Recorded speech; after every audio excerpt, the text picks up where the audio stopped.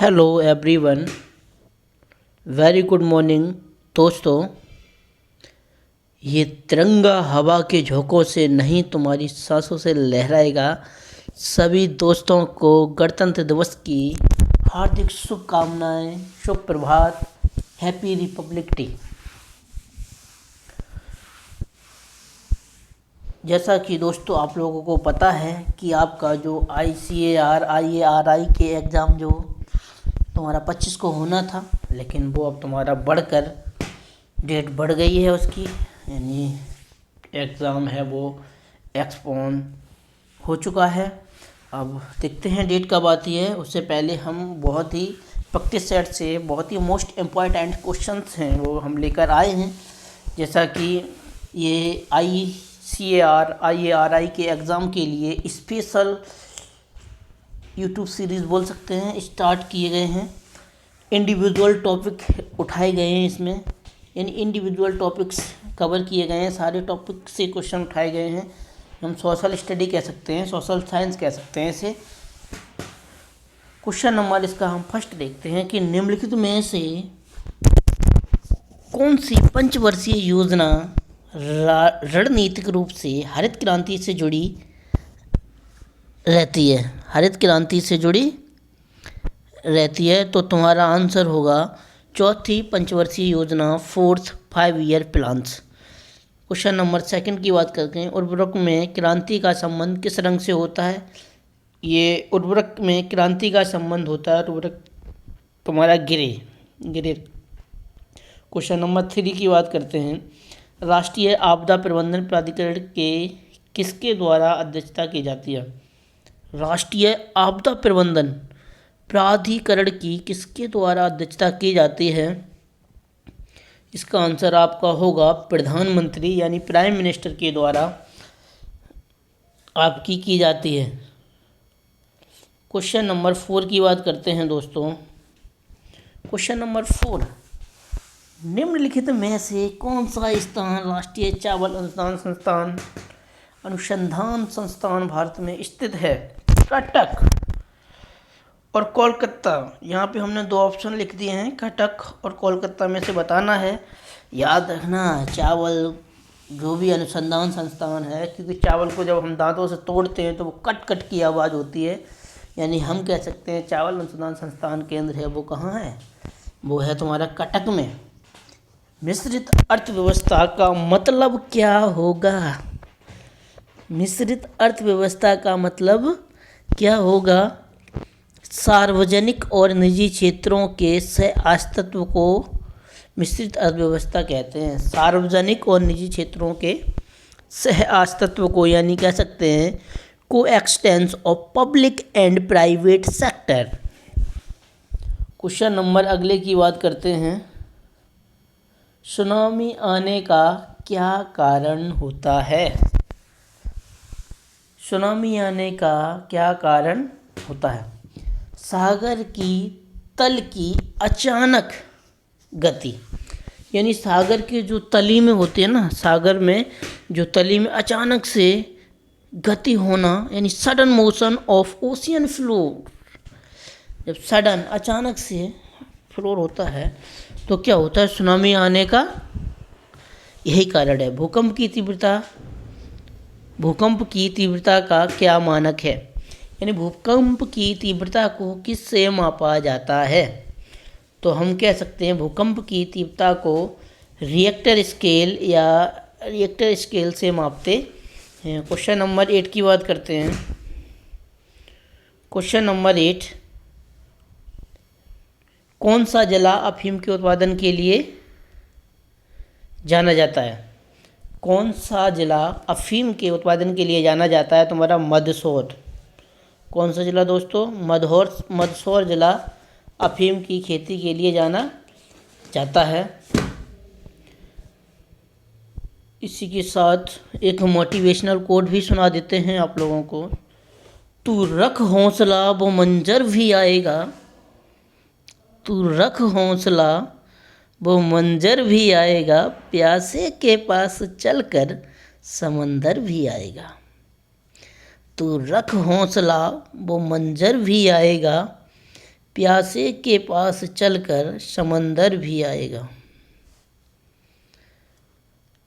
थक कर ना बैठ, थक कर ना बैठ ए मंजिल के मुसाफिर, मंजिल भी मिलेगी और मिलने का मज़ा भी आएगा। थक कर ना बैठ ए मंजिल के मुसाफिर, मंजिल भी मिलेगी और मिलने का मज़ा भी आएगा। इसी के साथ दोस्त लगे रहिएगा, मेहनत करते रहिएगा लगातार, ज़रूर ही आपको आपकी मंजिल मिलेगी। क्वेश्चन नंबर अगला देखते हैं हम लोग। क्वेश्चन नंबर 9, भारत में पहली कृषि उपज बाजार समिति वर्ष 1886 में कहाँ स्थापित की गई थी? करंदलाड़ या महाराष्ट्र कह सकते हैं, महाराष्ट्र में, ठीक है।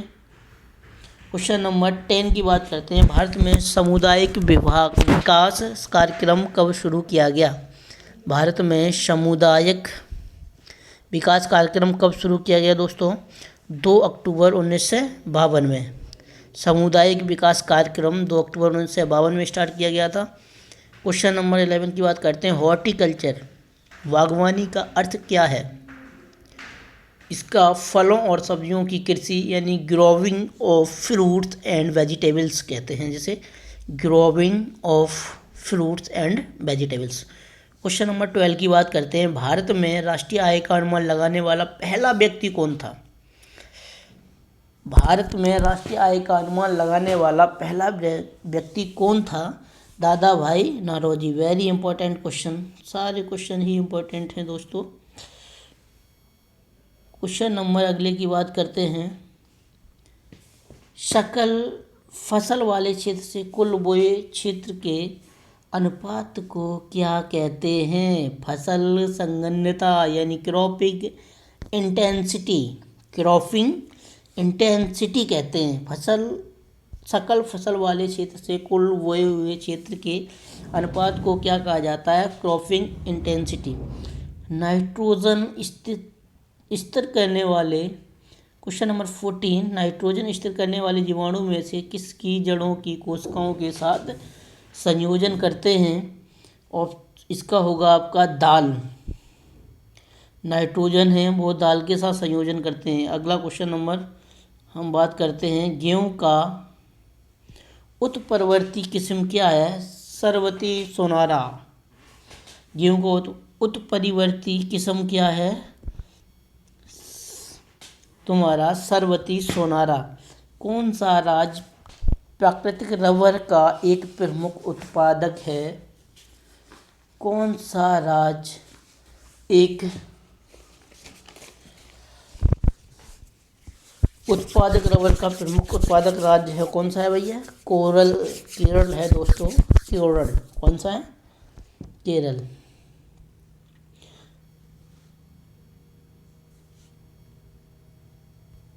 अगला देखते हैं। क्वेश्चन नंबर 17 की बात करते हैं।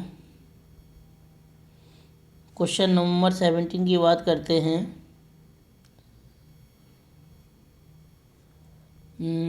देखते हैं 2021-22 के लिए तुअर दाल का न्यूनतम समर्थन मूल्य MSP क्या था? Minimum support price. तुम्हारा दाल के लिए था, जो तुअर दाल के लिए था वो था 6300 या हम कह सकते हैं 6300। कौन सी पंचवर्षीय योजना महान